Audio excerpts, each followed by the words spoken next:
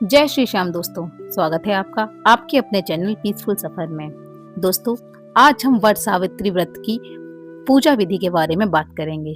सबसे पहले आप सभी को आने वाली वट सावित्री पूजा की बहुत बहुत शुभकामनाएं। माता रानी से प्रार्थना है कि आप सभी बहनों का सुहाग अमर रहे। ज्येष्ठ मास की अमावस्या तिथि को वट सावित्री का व्रत किया जाता है। इस दिन सभी सुहागन महिलाएं अपने पति की लंबी उम्र के लिए और उनके अच्छे स्वास्थ्य के लिए, उज्जवल भविष्य के लिए सावित्री माता की व्रत करती हैं और पूजा करती हैं। और ऐसा माना जाता है कि इस व्रत को करने से हमें अखंड सौभाग्य की प्राप्ति होती है।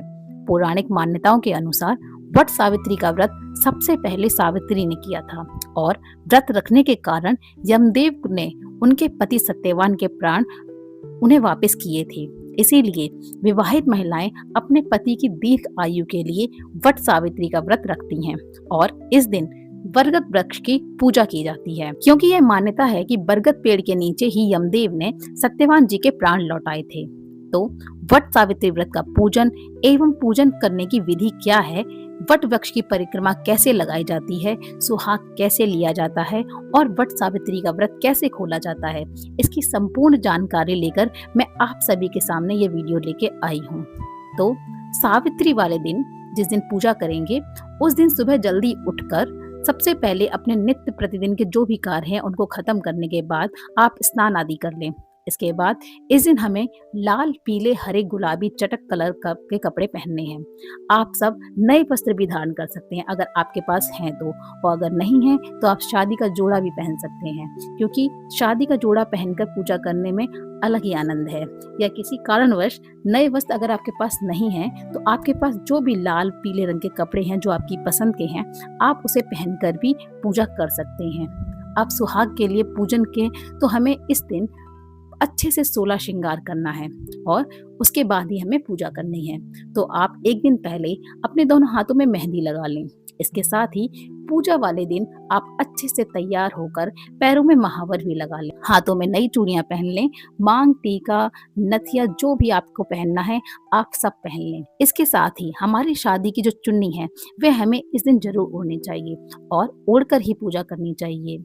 सावित्री माता का पूजन वट वृक्ष के नीचे बैठकर ही किया जाता है, लेकिन किसी भी कारणवश अगर वट वृक्ष आपके नीचे आप बैठकर पूजा नहीं कर पा रही हैं, तो आपके आसपास वट वृक्ष नहीं है, तो आप इस दिन वट वृक्ष की एक टहनी घर पर मंगवा लें और उसे गमले में लगा लें। आप उसका भी पूजन कर सकती हैं। तो पूजा वाले दिन आप अच्छे से तैयार होने के बाद आप जिस स्थान पर भी पूजन करेंगे उस स्थान को साफ कर लें। ऐपन से आप रंगोली बना लें और वट वृक्ष का पेड़ आपने जो भी लगाया है आपको उससे सबसे पहले जल से सींचना है। वट वृक्ष की टहनी जो भी आपने गमले में स्थापित की है उस पर भी आपको ऐपन के थापे लगाने हैं, 5 या 7। ऐपन बनाने का है जो चावल के आटे में थोड़ी सी हल्दी मिला लें और इस घोल को तैयार कर लें, इसको ही ऐपन बोलते हैं। और इसी ऐपन से आप 5 या 7 इस पेड़ पर थापे लगा लें। इसके बाद इस दिन वट वृक्ष के पत्तों का गहना पहनकर पूजा किया जाता है। तो आप वट वृक्ष का एक पत्ता ले लें, उस पर अपने हस्बैंड का नाम लिख लीजिए या फिर सिंदूर लगा लीजिए, तो इसे आप अपने जोड़े में पहन सकती हैं। तो इस तरह से वट वृक्ष का गहना पहना जाता है और माता सावित्री ने भी वट वृक्ष का पत्तों का गहना पहनकर ही पूजा किया था। सबसे पहले पूजा शुरू करने से पहले आपको खोइचा लेनी पड़ती है। खोइचा मतलब आपको एक पोटली तैयार करनी पड़ती है, क्योंकि खाली आंचल में आप पूजा नहीं करते हैं, ऐसी मान्यता है। इसलिए आपने जो भी प्रसाद बनाया है उसमें से एक एक फ्रूट अपने पास रख लीजिए और अपना उस पोटली को अपने पास रख लीजिए। उसके बाद ही आपको पूजा करनी है। वैसे तो आपको ये अपने बड़े बुजुर्ग से लेनी चाहिए, लेकिन आपके घर में कोई बड़े बुजुर्ग नहीं है तो आप खुद भी इस पोटली को बना सकती हैं और इसको रखने के बाद ही पूजा स्टार्ट करो। तो खोइचा में जो भोग प्रसाद के लिए आप जो भी बनाए हैं वे आप सभी को थोड़ा थोड़ा खोइचा लिया जाता है और उसको अपने आंचल में बांध कर ही पूजा करना चाहिए। मतलब सूनी आंचल से पूजा नहीं किया जाता, इसलिए खोइचा लिया जाता है। इसके बाद इसमें सर्वप्रथम गणेश जी की और गौरी माता का पूजन करें। तो आप गाय के गोबर से गौरी माता और गणेश जी बनाकर पूजन करेंगे। इसके बाद पूजा के लिए सर्वप्रथम यहाँ पर दीप प्रज्वलित करेंगे। तो अगर आप पेड़ के नीचे जाकर पूजा कर रही हैं तो आप मिट्टी का दिया भी ले सकती हैं, क्योंकि इस दिए को हम घर में वापस नहीं लाते हैं।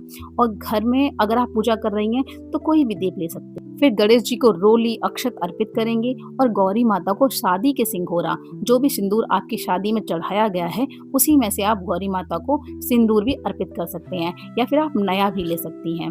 फिर माता को आप सिंदूर लगाने के बाद माता से आप सिंदूर मांगे और वही सिंदूर अपने सिर पर और माथे पर लगाएं। फिर गणेश जी को वस्त्र स्वरूप कलावा अर्पित करें। माता गौरी को भी हम कलावा अर्पित करेंगे और वट वृक्ष में भी हम सिंदूर लगाएंगे। जहाँ जहाँ पर भी आपने ऐपन लगाए हैं, उथापे लगाए हैं, उनको सिंदूर चढ़ाएं और टीका लगाएं। इसके बाद वट वृक्ष को भी हम वस्त्र स्वरूप कलावा अर्पित करेंगे। हम सभी को फूल अर्पित करेंगे और वट सावित्री का जो भी पूजन है वह ग्रुप में मिलजुल कर किया जाता है। सभी सुहागन स्त्रियां मिलजुल कर इस पूजन को करती हैं। वट सावित्री पूजन में वट सावित्री माता की कथा भी सुनी जाती है। तो अगर आपके पास कथा की किताब है तो उसे भी आप पूजा स्थान पर रखेंगे। वट सावित्री पूजन में पंखा का विशेष महत्व होता है। यहाँ पर पंखे में हम ऐपन लगाकर इसमें भी हम सिंदूर के टीके लगा देंगे और इसे हम वट वृक्ष के नीचे या पास में रख देंगे। माना जाता है कि जब सत्यवान जंगल में मूर्छित हो गए थे तब सावित्री माता ने उन्हें बांस के पंखे से हवा की थी। इसीलिए वट सावित्री के पूजन में बांस के पंखे का विशेष महत्व होता है। अब हम एक लोटे में जल भरकर उसमें हम ऐपन लगाकर सिंदूर के तिलक लगाकर पूजा स्थान पर रखेंगे। वट सावित्री के पूजन में भीगे हुए चने का भी विशेष महत्व होता है। इसलिए एक दिन पहले आपको काले चने भिगो के रखने हैं और दूसरे दिन उनको इस्तेमाल करना है। तो इस दिन भीगे हुए चने का यहाँ पर भोग लगाया जाता है। इसके साथ ही 5 प्रकार के फल, इसमें मीठे में आप गुलगुले बना सकते हैं या फिर 5, 7 या 12 पूरियां बनती हैं। सबके यहाँ पे भोग लगाने का थोड़ा थोड़ा नियम अलग होता है। तो आपके यहाँ पे जो भी चीज पूजा में खाने में इस्तेमाल की जाती है आप उस चीज का इस्तेमाल करें और उसी का भोग लगाएं।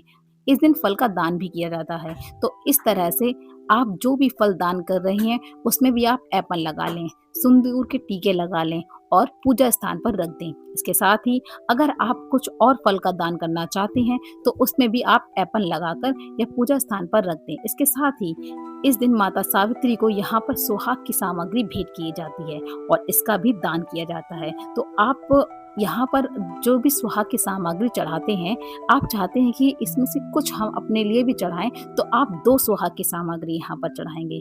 तो कुछ सुहाग की सामग्री आप दान कर दें और कुछ आप आशीर्वाद के रूप में स्वयं भी रख सकती हैं। तो यहाँ पर हम सुहाग की सभी सामग्री माता रानी को अर्पित कर देते हैं। इसके साथ ही अगर आप कुछ पैसे भी दान करना चाहती हैं तो आप पैसे भी रख सकती हैं।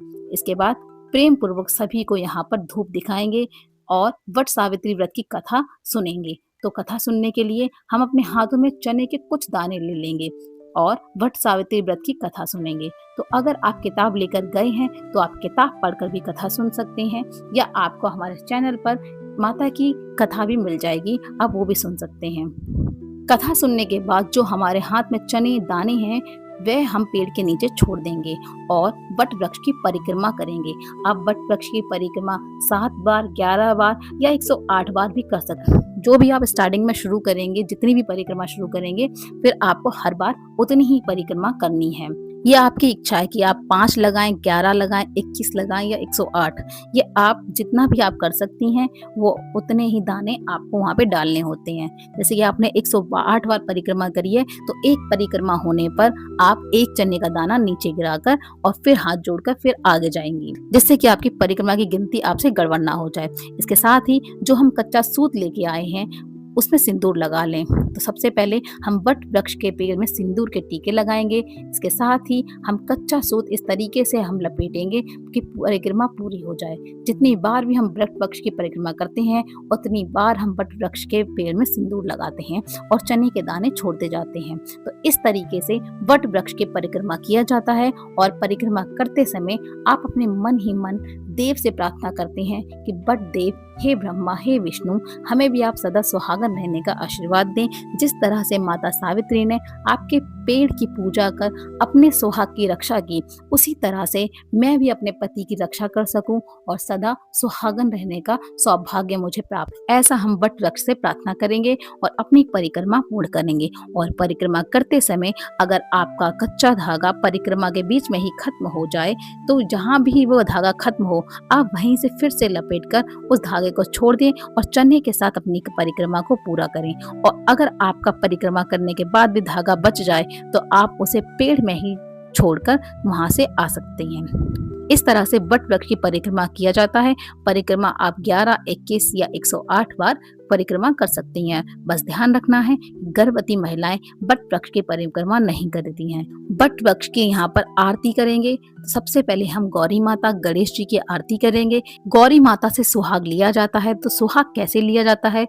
गौरी माता को पहले हम सिंदूर दानी से गौरी माता को 5 बार हम सिंदूर लगाते हैं। तो आप थोड़ा सा ज्यादा ही सिंदूर गौरी माता को आप लगाएं ताकि आप उसमें से सिंदूर लगा सकें। तो गौरी माता हम जिस हाथ से सिंदूर लगाते हैं उसके उल्टे हाथ से हम अपने मांग में सिंदूर लगाते हैं। तो देखिए गौरी माता को जब हम सिंदूर चढ़ाए उसी में से हम 5 बार अपने मांग में सिंदूर लगाएंगे। इसके बाद फिर से हमें 5 बार गौरी माता को सिंदूर लगाना होता है। तो पहले हम सिंदूर चढ़ाएंगे फिर लगाएंगे। अब हम गौरी माता से अपने अखंड सौभाग्य के लिए हम प्रार्थना करेंगे कि हे गौरी माता, हमारे सुहाग हमेशा अमर बना रहे। मैं हमेशा इसी तरह से हर साल आपकी पूजा अर्चना करूं और मुझे यह सौभाग्य हमेशा प्राप्त होता रहे। इस तरह से हम गौरी माता से प्रार्थना करेंगे। तो वट वृक्ष से 5 या 7 बार आपको गले मिलना होता है। इस दिन वट देव को सेवा प्रदान किया जाती है। तो इनके पैर दबाए जाते हैं और इनको आज पंखे से हवा भी की जाती है, पंखा किया जाता है। इसके बाद हाथ जोड़कर हम पूजा में जो भी भूल हमसे हुई होगी उसके लिए क्षमा प्रार्थना करेंगे कि हे वट देव, अगर पूजा में हमसे कोई भी भूल चूक हो गई होगी, जाने अनजाने में हमसे कोई भी गलती हो गई होगी, तो जाने अनजाने में हमसे कोई भी गलती होगी तो आप हमें क्षमा करना। तो इस तरह से वट वृक्ष की पूजा की जाती है। अब पूजा करने के बाद इसमें से कौन कौन सी सामग्री हमें दान करनी चाहिए और कौन सी सामग्री हमें अपने लिए इस्तेमाल करनी चाहिए। तो यहाँ पर आपने जो फल दान के लिए निकाले हैं और जो पैसे आपने दान के लिए निकाले हैं, जो भी सुहाग का सामान आपने दान के लिए निकाले हैं, वो सभी सामग्री आप किसी भी पंडित या पंडिताइन को दे सकते हैं। अगर कोई पंडिताइन आपको समझ में नहीं आ रही हो तो जिसे भी आप देना चाहते हैं, कोई भी सुहागन स्त्री को आप ये सामग्री दे सकते हैं। इसके बाद जो प्रसाद आपने चढ़ाए हैं, इसमें से कुछ प्रसाद आप अपने लिए उठा लें। इसमें से आप अपने पतिदेव को खिलाएंगे और अपने बच्चे को खिलाएंगे। तो इसमें से कुछ प्रसाद उठा लें। इसके बाद जो गौरी माता और गणेश जी आपने बनाए हैं उन्हें उठाकर आप अपने घर के मंदिर में भी रख सकते हैं और डेली आप उनका पूजन भी कर सकते हैं, या आप अपने घर के कोई भी गमले में भी स्थापित उन्हें कर सकते हैं। इस तरह से पूजा विधि करने से हमारा सुहाग अखंड बना रहता है। इसके साथ ही जो यह पंखा हमने चढ़ाए थे, इस पंखे से पतिदेव को हवा किया जाता है और पतिदेव को भी पूजन करना चाहिए। अगर आपने पंखा एक लिया है तो इसे दान ना करें। आप पतिदेव को हवा करने के बाद यह पंखा आप अपने पास रख सकते हैं। अगले साल भी इस पंखे का भी इस्तेमाल कर सकते हैं। इसके साथ ही जो बचा हुआ कलावा है, आशीर्वाद के रूप में आप अपने पतिदेव की कलाई में बांध सकते हैं। कुछ लोग पूजा से पहले तक का ही व्रत रखते हैं। पूजा से पहले चाय पानी कुछ भी नहीं पीते हैं और पूजा करने के बाद शुद्ध सात्विक भोजन कर लेते हैं। तो कुछ लोग पूजा से पहले चाय पानी कुछ भी नहीं पीते और पूजा करने के बाद चाय पानी पीकर कुछ फलाहार कर लेते हैं। इसके बाद शाम के समय एक टाइम मीठा भोजन करते हैं। इस तरीके से 2 तरीके के व्रत किए जाते हैं। तो आपके यहाँ कि जिस भी तरीके का व्रत किया जाता है आप उसी तरह से व्रत करेंगे। और अगर आप पहली बार व्रत करना चाहते हैं तो आप पहली बार व्रत उठा सकती हैं। इस बार व्रत उठाया जाएगा। अगर आपको यह व्रत पसंद है तो आप इस व्रत को कभी भी उठा सकते हैं। अगर आपको यह वीडियो पसंद आई हो तो कमेंट बॉक्स में हर हर महादेव अवश्य लिखिएगा। वीडियो में अगर आपको कुछ पूछना हो, जानना हो या हमसे कुछ भी भूल हुई हो तो आप सभी को कमेंट में रिप्लाई अवश्य जरूर मिलेगा। तो वीडियो देखने के लिए, अपना समय देने के लिए आप सभी का तहे दिल से धन्यवाद। एक बार फिर से जाते जाते आप सभी को वट सावित्री की बहुत बहुत शुभकामनाएं।